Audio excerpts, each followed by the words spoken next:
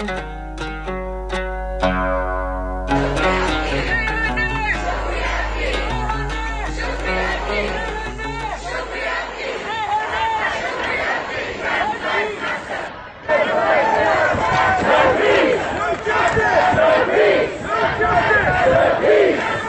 waiting the last 2-3 days of the proceedings to be listed.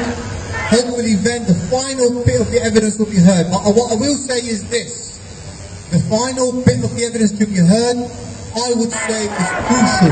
Please maintain your support and a close eye and ear to what you hear and see, because the final piece of the jigsaw will be unveiled in the next part of the proceedings.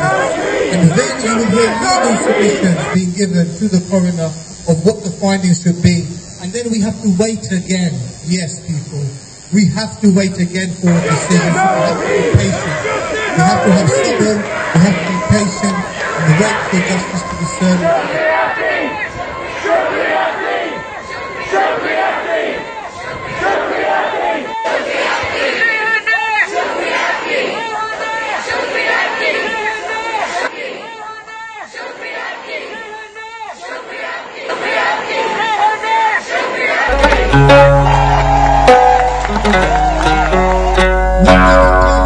What